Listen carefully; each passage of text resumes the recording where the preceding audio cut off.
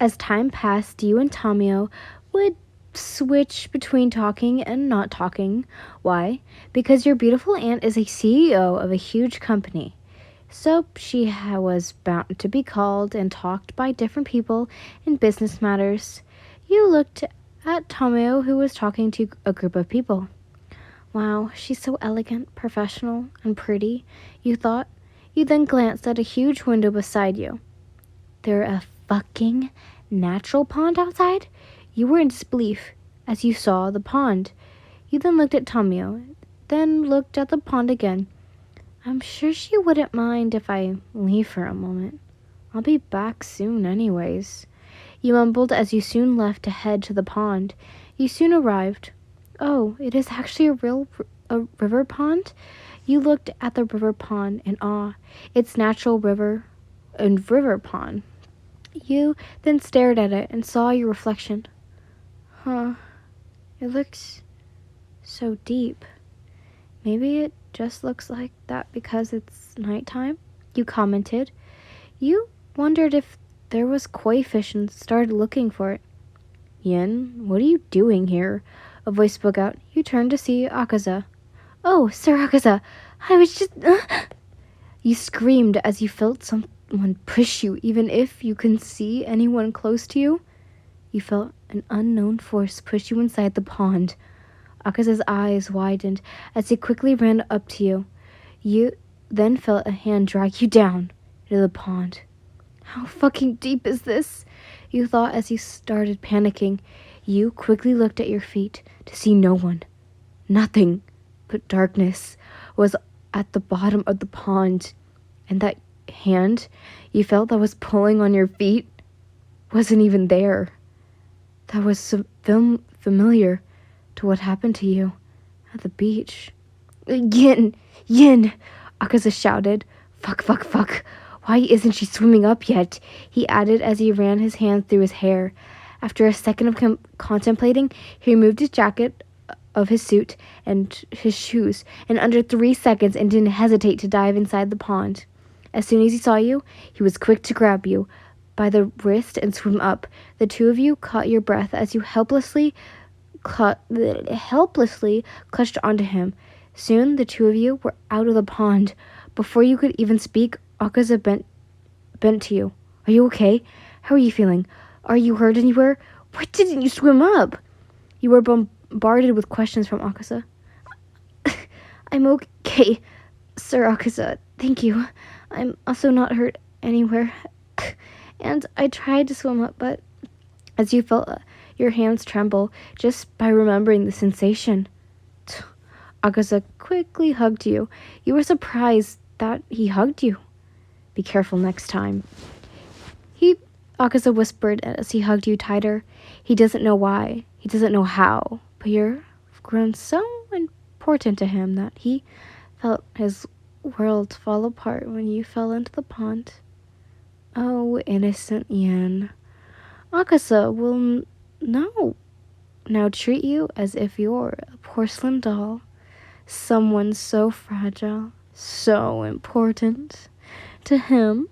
Even when Tamio had arrived, he wouldn't dare to let you go from his grasp. Time skip. Alright, everyone, that is it for today. Kojiro spoke out as everyone soon stood up to leave. You were also about to leave, but Kojiro stopped you. Yin, he spoke out. You raised an eyebrow. How about we go out tomorrow to prepare for the Christmas event, to buy supplies? He suggested. Oh, sure, I don't think I'd be doing anything tomorrow, you replied. He then gave you a smile as he let you go. You soon left the student council room. The student council just had finished a meeting containing on what they do for Christmas. The plan still wasn't finished nor finalized, but there was one thing all of you could agree on. Exchanging gifts. Your phone soon vibrated. It seemed to be a text from Melanie. You raised an eyebrow and looked at your phone. I wonder what kind of astronomical she's going to send me now, he mumbled. It's just a very inappropriate picture, but just a thinking, the horny stuff. You, bitch, what the fuck? get your horny ass out of here. I thought you think that Mr. Clean guy, your sugar mommy. Mr. Clean, bitch, his name is Levi. Besides, he's like in my list of crushes I want to be fucked by. You, horny bitch, you sugar mommy. Joke's on you. I'm into that shit. I'm a degradation kink. You blocked the user sugar mommy. I'm sorry. You let out a chuckle as you knew Melanie was going to throw a fit when she sees you. You were soon approached by Sanemi. Yin, he spoke out. You raised an eyebrow and looked at him. Oh, hey, Nami. You greeted him as you placed your phone back into your pocket. What? Nami? Is that her nickname for me? Sanemi thought, as his face slightly became red. Is that your nickname for me? He stuttered, embarrassed. Yeah. Oh, do you hate it? You asked. He quickly shook his head. No, I don't hate it. He replied. Well, anyway, I just wanted to ask you to give me tips about baking since we have a baking project, he continued. Oh, sure. I actually have a notebook containing my own recipes. I think I have some beginner ones for that. Maybe you can try practicing it. And you soon started to mumble. Sanmi was quick to use this kind of behavior of yours. He honestly found it absolutely adorable. Sanmi unclusely let out a small smile as he watched you ramble on and on while this was happening. You two didn't notice Genya watching all of this happen. Aniki, he likes her too. He mumbles as he felt his blood boil. Genya quickly left to cool down his head, as you soon told Sanemi that you'd give him the notebook after class. Sanemi soon left, and there were still some time left, so you chose to spend it on the school garden. Oh, my beautiful roses, you cooed as you grabbed a watering can and started to water them. Yen, a familiar voice spoke out. You turned around to see Giyu. Oh, hey, Giyu. What brings you here? You asked. He mumbled. He honestly didn't know what to say, as all he wanted was just to be near you, to be within your presence. I just wanted to come here, but you're also here, so. He spoke out. His poor excuse. You let out a chuckle. He cleared his throat. Anyways, can I help you water the flowers? He asks. Oh, so you want to be a slave for our Lord and Savior, Flower God? You spoke out in a weird tone. What? He asked, confused. What? You replied. Well, I won't stop you. Well, I won't stop you. Water slave. You mumbled and started laughing and chuckling to yourself. Giyu was only confused by your behavior, but brushed it off. You soon handed him a water can. He soon started to water the plants. There was nothing but silence, but it wasn't uncomfortable. After a few minutes, Giyu looked at you. He noticed that your knees were white. His eyes widened as he drops the water can and quickly ran up to you. Yin, your hands. Oh, sorry, it was your knuckles are white, sorry. He spoke out. You noticed that your hands were cold. Oh, shoot. I've been so used to the cold that I didn't even notice my hands freezing. You mumbled as you soon let out an embarrassed facial expression. He then grabbed your hands and squeezed it.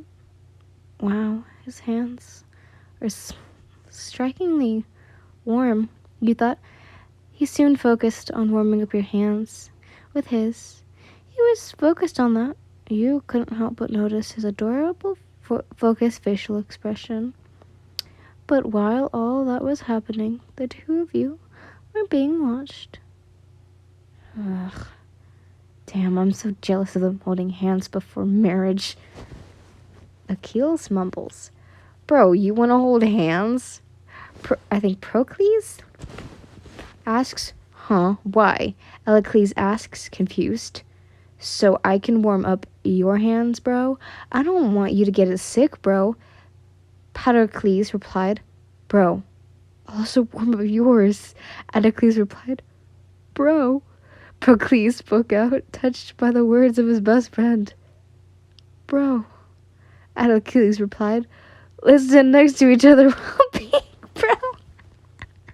They both, they both yelled out as they hugged. You giggled. Thank you, Giyu. He spoke out, his eyes wide. I still can't get over that. I'm so sorry. I'm so sorry I got loud because I felt bad I was laughing. Okay, you what? His eyes widened as he realized that he was holding hands with you. Yeah, no worries. He replied, Giyu liked this simple thing, but simply being with you. This looks so innocent. And, oh, he looks so innocent, right? Oh, well, how about I remind you of the time he stole your panties and the time he numerically was disposing a girl's body. Oh, or that time he gave a decapitated head to his victim's mother. Oh, dear listener, they're all dangerous. Meanwhile, Sanemi sat on the couch of his apartment. He was peacefully reading your recipe book. While reading your book, he couldn't wipe the proud smile off his face. He was proud of you making recipes. There were a lot of easy ones in the notebook you gave him, so accomplished thought. Her handwriting is so messy, he complained as he flipped through the pages of the book. But it's adorable, he added. He adored this notebook so much. It even had random doodles. He might as well keep this precious, precious treasure inside his room. But too bad, he needed to give it back to you soon. Should I take a picture of it? He thought. While he was focused on the book, he didn't notice an angry Genya walking towards him. Aniki, he spoke out. Sanemi turned to see his brother. Yeah? He asked. You like her too, don't you? He bluntly asked. Sanemi raised an eyebrow, confused. Who? He asked, but Genya didn't reply and only stared at him. He soon came to realize that his brother meant Yin. Sanemi's face soon dropped into a serious facial expression. Why? Do you like her too? Genya asks. What? Sanemi soon stood up and walked up to him. I can't, he added. Genya gritted his teeth and jabbed him. Sanemi's left cheek was also injured. Yet Sanemi glared at him and clenched his collar of his shirt and pushed him down. As Genya was on the ground, he kicked Sanemi in the stomach. So that Sanemi couldn't land any hits on him. Fucking, Sanemi cursed. He didn't want to hit his brother, as all he could do was push him around. As Sanemi controlled himself, Genya was ready to charge another punch to his brother. Sanemi was quick to react and blocked the attack. Genya then shouted and started punching Sanemi, ruthlessly though. Letting out his rage and frustration, Sanemi felt Genya's punches become slow. He took his chance to push him. Genya was caught off by surprise and fell to the ground. Sanemi soon got on top of him, ready to beat the shit out of him. But he was quick to stop himself. Shit, he mumbled as he almost hit his brother. Sanemi soon got off top of him. Before Genya even had a word, Sanemi beat him to it. This is pointless. Besides, Genya, I'm sure you've noticed. There are a lot of rivals. So what do you say about working together and sharing her? He suggests. He didn't want to fight his brother, let alone murder him, just to have his beloved darling. Sanemi only stared at him, with a scowl on his face. Genya, Sanemi added. Genya mumbled, with a minute of silence before Genya spoke up. He mumbled. What? Sanemi asks, confused. Fine, Genya repeated. It looks like they would work together and share.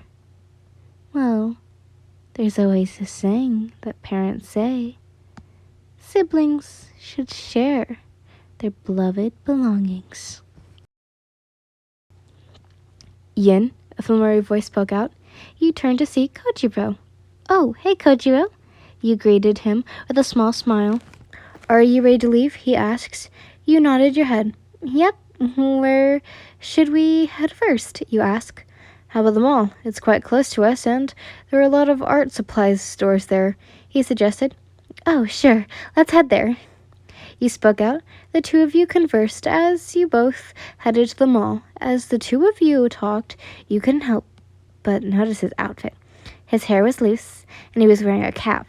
He had a few piercings in his ear, and he had a tight white t-shirt that kind of exposed his abs and chest, although it wasn't exactly obvious because of his jean jacket. He wore a pair of some jeans.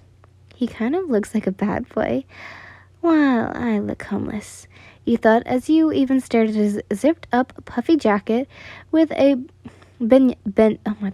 bralette inside. You paired with some comfortable jogging jeans and a comfortable jogging shirt. Kojiro then noticed that you were staring at him earlier. Pfft, her outfit is adorable, and I feel her staring at me. Maybe she does like me back, but is too shy to say it, he thought. He was becoming more and more and more delusional. The two of you soon arrived at the mall. The two of you soon headed to an art supply shop, but as the two of you headed there, you couldn't help but window shop, just looking at the windows of the stores and looking at what they sell. You two both passed by a jewelry store. You were stumbled to see a necklace familiar to what Inko, your mother, had gifted you for your 18th birthday. You couldn't help but stop in your tracks as you stared at the necklace. All the memories you had with Inko and Izuku came rushing back to your head. The necklace is an exact copy of what she gave me, you thought as you continued to stare in awe. Koji was quick to notice the necklace, and that you were looking at. He then called out your name. Yin. You snapped out of your thoughts and turned to him. Oh, right, sorry. I kinda zoned out. You sheepishly apologized as you quickly walked up to him and stayed by his side. No worries, he reassured you. As the two of you soon continued, he headed to the art supply store. As the two of you arrived, you both split up together the supplies you both needed. As you were looking around, Kojo suddenly approached you and placed the art supplies in your basket. Yin, I'll leave for a moment. Is that all right with you? He asks. Oh, sure. Where are you going? You ask. I'm heading to the washroom, he replied. Oh, then go ahead. I'll wait here for you, he told him. He gave you a small smile and soon left.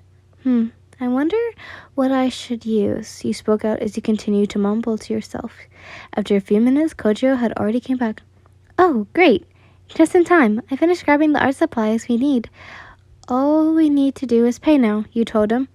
All right, I'll pay for it all, he suggested. Now we can split it. You rejected his offer. I insist, Yin, he told you. Well, I insist you insist, you told him. Wow, you guys are a cute couple, but how about I take both your cards and split it? She suggests. You turned to see the cashier with an embarrassed facial expression. You were cut off by Kojo. Oh, all right. He agreed. With his suggestion, you were about to say something, but he gave up and went with it. The both of you handed your cards. As soon as the two of you finished paying, the two of you soon left. How about I treat you with some lunch, Yin? He suggested. Lunch? Food? Your gluttonous self thought. You aggressively nodded your head as you soon chuckled. All right then, let's go to the restaurant. He pointed to a restaurant you liked, your eyes with excitement. My favorite place! You spoke out excitedly. Oh, really? Kojiro says, acting surprised. Of course. I already know the information, Yin, he thought. While you were all excited, Kojiro watched with a small smile plastered on his face.